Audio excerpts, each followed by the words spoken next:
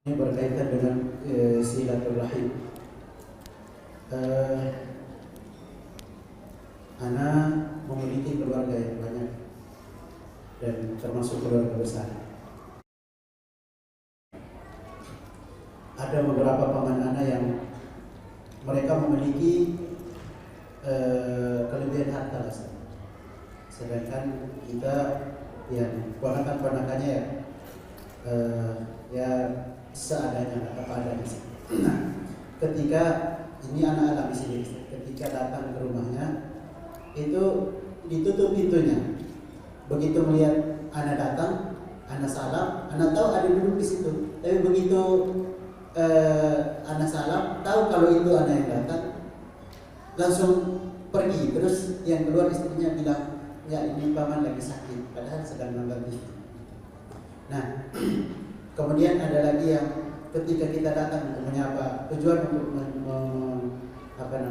menyambung silaturahmi, karena mungkin memiliki kelebihan, mereka menganggap bahwa mungkin tujuan datangnya kita ini untuk minta-minta, terus saya minta atau menyusahkan, sehingga kadang dianggap kamu orang miskin, ngapain datang.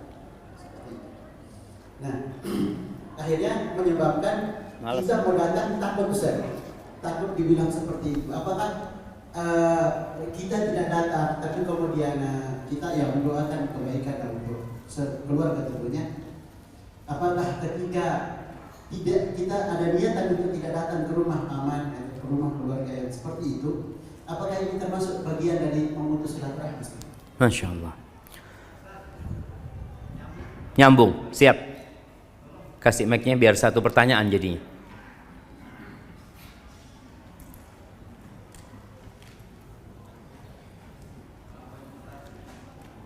Hidupin dulu. Iya.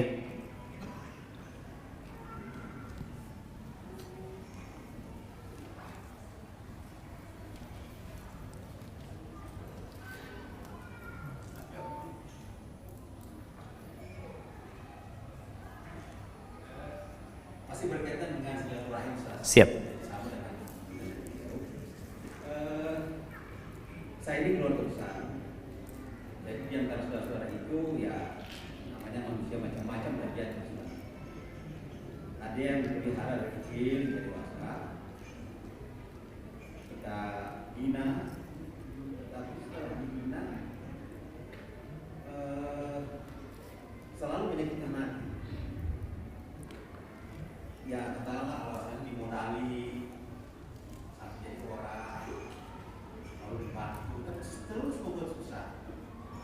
Kalau katanya istilahnya lah ya korupsi lah, ambil barang yang benar lah.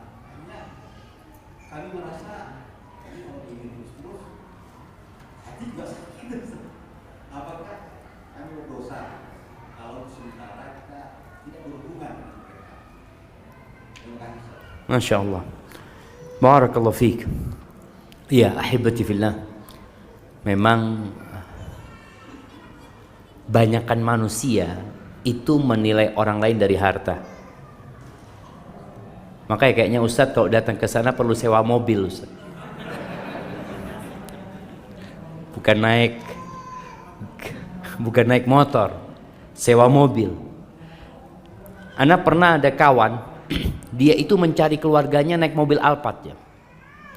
Itu ketemu semua keluarganya gitu. Karena dilihat, oh, Masya Allah gitu ya. Karena mereka melihat ini orang akan memberikan manfaat gitu. Tapi ketika mereka melihat nih orang naik motor, aduh, ini keluar fulus kita buat orang ini.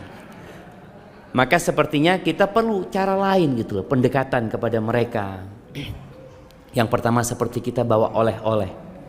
Selalu ketika kita datang kita bawa oleh-oleh. Mungkin kalau tadi datang ke sana nggak dijumpain, karena dia merasa sakit ini itu, afwan ini titip buat paman ya, insya Allah anak akan datang lagi. Sehingga mereka melihat bahwasanya keponakannya ini datang bukan untuk minta-minta. Keponakannya datang memang untuk menyambung silaturahim. Dan mungkin juga paman kita belum paham tentang agama ya. Jadi karena kekurangan ilmu membuat dia seperti itu. Padahal jamaah, dengan kita membantu keluarga kita, kita keluar duit, Allah akan kasih ganti yang lebih banyak sebenarnya. Tapi karena dia nggak paham hal itu, maka rasa kalau tadi berpikiran kemudian tidak mau ke sana lagi, mungkin kurang tepat. Kita tetap berusaha berbuat baik, artinya menyambung silaturahim nggak harus berkunjung. Boleh jadi dengan telepon. Assalamualaikum, gimana kabarnya paman ini dan itu. Berarti kita telah menyambung. Ini sesuatu yang paling minimal yang bisa kita lakukan.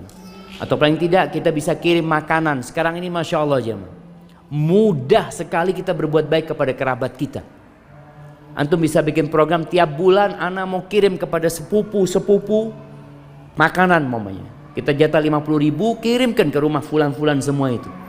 Ini termasuk kita menyambung rahim kita sama mereka gitu loh.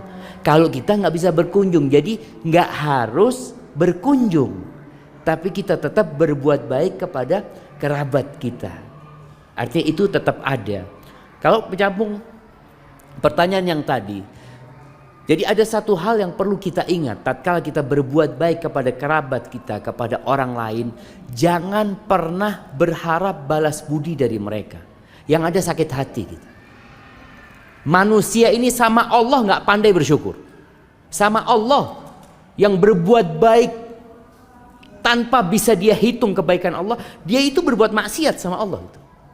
Bagaimana kita yang hanya membantu dia sesekali, mungkin hanya menyekolahkan dia. Oleh karena itu penghuni surga ketika berbuat baik, apa kata mereka?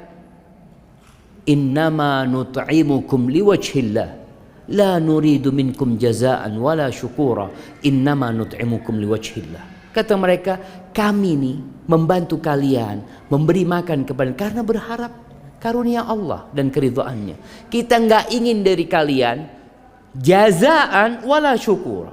Kita tidak ingin balasan dari kalian atau ucapan terima kasih. Itu kita sama sekali nggak minta. Kalau kita benar-benar ikhlas, maka nggak ada urusan dia mau terima kasih, dia mau ingat sama kita, nggak ada urusan. Kenapa? Karena perbuatan baik kita sama dia sudah dicatat sama Allah Azza wa Jalla. Artinya udah selesai. Cuma bagaimana dengan kerabat kita yang kadang-kala kita bantu, tapi kayaknya bantuan kita disalahgunakan buat dia. Bantuan kita ternyata tidak memperbaiki dia. Maka perlu dipikir kembali bagaimana caranya memperbaiki orang ini. Kalau memang caranya kita tinggalin dulu, nggak apa-apa. Tujuan kita adalah memperbaiki dia supaya dia mandiri, supaya dia ya paling tidak berpikir gitu. Memek paman mulai saat ini nggak akan bantu engkau lagi. Udah cukup paman kasih modal, engkau usaha sendiri. Silahkan, nggak apa-apa seperti itu. Tujuannya bukan memutus silaturahim, tapi memperbaiki dia. Ingat Allah itu tahu dengan apa yang di hati kita. Jadi seperti itu. Wallahu a'lam bishawab. Nah.